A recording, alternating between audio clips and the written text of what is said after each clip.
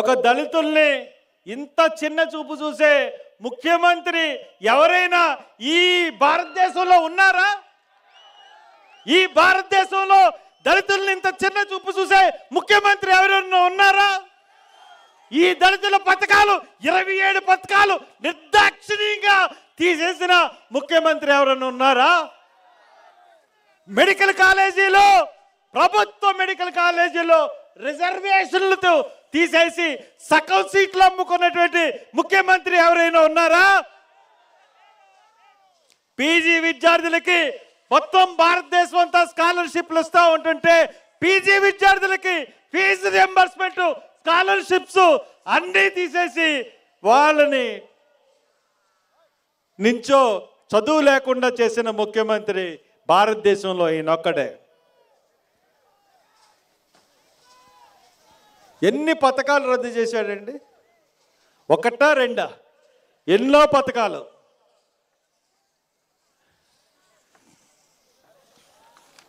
ఒకసారి ఈ పథకాలన్నీ మనం చూసుకుంటే సప్లాన్ నిధులకి చట్టబద్ధత తీసుకొచ్చి ఆ చట్టబద్ధత ద్వారా నిధులు కేటాయించాలి, నిధులు ఖర్చు పెట్టాలి.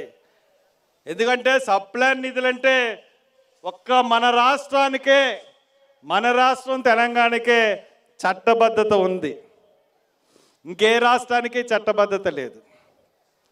నిజంగా సెంట్రల్ గవర్నమెంట్ కానీ స్టేట్ గవర్నమెంట్లు కానీ నిజంగా సక్రమంగా ఈ సప్లాన్ ఎస్సీ కాంపోనెంట్ నిధులు కానీ ఖర్చు పెట్టుంటే దళితుల పరిస్థితి ఈ రకంగా ఉండదు.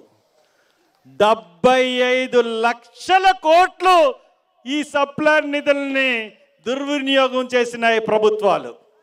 కేంద్ర రాష్ట్ర ప్రభుత్వాలు అన్నీ కూడా సప్లాన్ నిధుల్ని దుర్వినియోగం చేసినాయి. ఈ చట్టబద్ధత వచ్చిన కూడా దుర్వినియోగం చేసే ముఖ్యమంత్రి ఈయనే.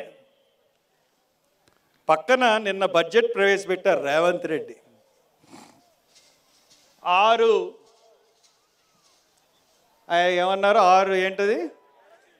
6 గ్యారంటీలు, ఉచిత గ్యారంటీలు. బస్సులో స్త్రీలకి ఉచిత బస్సు అని అలాగే 6 గ్యారంటీలు చేశారు.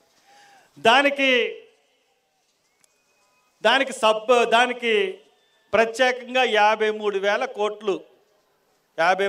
కోట్లు నిధులు కేటాయించారు. మరి నువ్వు ఉన్నావు, నవరత్నాలకి బడ్జెట్ కేటాయించావు. గత 3 ప్రభుత్వాలు కూడా 1,00,000 చొప్పున సబ్సిడీ లోన్స్ ఇచ్చేవారు. అసలు జగన్మోహన్ రెడ్డిని ఈ పాయింట్ మీదే దళితులందరూ నెగ్గించారు.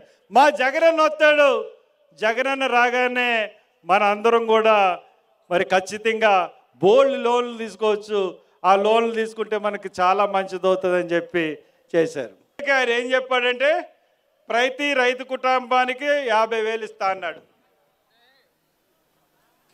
అవునా? ఇచ్చాడా? ఇవ్వలేదు. పంట వేసే సమయానికి 12,500 ఇస్తా అన్నాడు. ఇచ్చాడా? ఇవ్వలేదు. ఇప్పుడు రైతు భరోసా కింద 6,000, అది కూడా సెంట్రల్ గవర్నమెంట్ ఇచ్చేదే ఇస్తా ఉన్నాడు.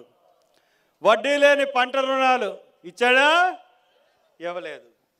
ఉచితంగా బోర్లు, ఒక్క బోరు కూడా వేయలేదు. ఒకసారి వ్యవసాయానికి పగటిపూట 8 గంటల ఉచిత విద్యుత్తు ఇచ్చాడా? ఇవ్వలేదు. 3,000 కోట్లలో ధరల స్థిరీకరణ చేశాడా? చేయలేదు. ఆక్వా రైతులకి ₹1.5తో కరెంట్ ఇస్తా అన్నాడు. ఇచ్చాడా? అది ఇవ్వలేదు. వ్యవసాయ ట్రాక్టర్లకు ట్యాక్స్ రద్దు, టోల్ ఫీజు రద్దు. ప్రమాదవశత్తు ఎవరైనా చనిపోయినా, ఆత్మహత్య చేసుకున్నా వాళ్ళకి 7 లక్షలు ఇస్తాను. 7 లక్షలు ఇవ్వడమే కాకుండా వాళ్ళ దగ్గర నుంచి అప్పులోళ్ళు వచ్చి అప్పులు వాళ్ళు కానీ తీసేసుకుంటారేమో, కాబట్టి ఆ అప్పులు వాళ్ళకి ఆ డబ్బు చెందకుండా ఆ కుటుంబానికే చెందించేటట్టు ఒక చట్టాన్ని అసెంబ్లీలో తీసుకొస్తా అన్నాడు. తీసుకొచ్చారంటే అది తీసుకురాలేదు. ఇకపోతే ఇలాంటి స్కీములు మనం చూసుకున్నట్టయితే ఈ నవరత్నాల్లో మనం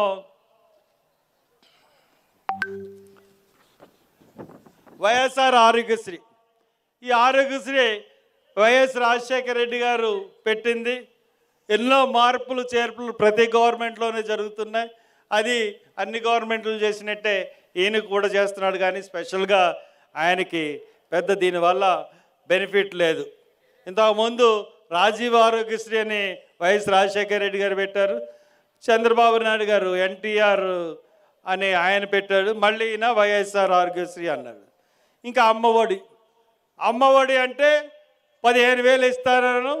ఎంతమంది కుటుంబంలో ఎంతమంది చదివితే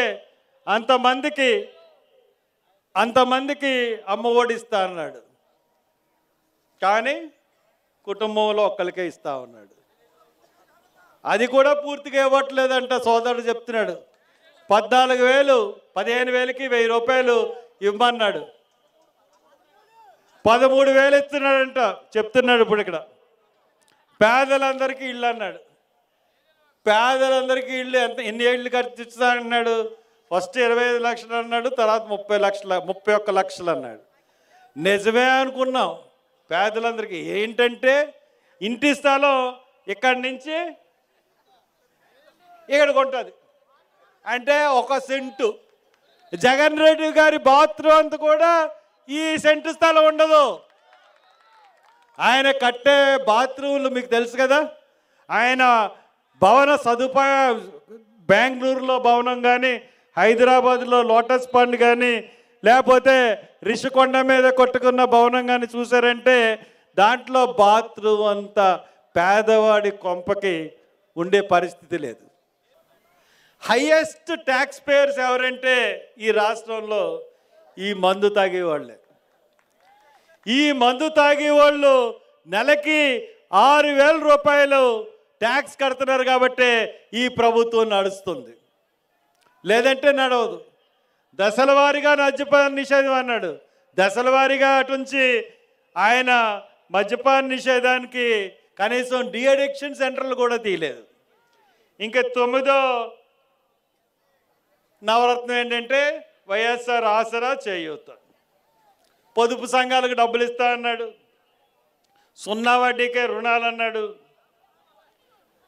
తర్వాత ఎస్సీ ఎస్టీ అందరికీ కూడా మరి లోన్స్ అన్నాడు. కార్పొరేషన్ల ద్వారా ఎస్సీ ఎస్టీ బీసీ మైనారిటీ కాపు అందరికీ కూడా లోన్లు ఇస్తా అన్నాడు. దగ్గర 59 కార్పొరేషన్లు బీసీలకు పెట్టాడు, 3 కార్పొరేషన్లు ఎస్సీలకు పెట్టాడు, మైనారిటీ కార్పొరేషన్కి ఒకటి పెట్టాడు, కాపు కార్పొరేషన్కి ఒకటి పెట్టాడు, బ్రాహ్మణ కార్పొరేషన్ అని ఒకటి పెట్టాడు, క్షత్రియ కార్పొరేషన్ అని ఒకటి పెట్టాడు, కమ్మ కార్పొరేషన్ అని ఒకటి పెట్టాడు, రెడ్డి వైశ్య కార్పొరేషన్ ఒకటి పెట్టాడు. ఎవరికన్నా ₹1 లోన్ ఇచ్చాడా కార్పొరేషన్ నుంచి?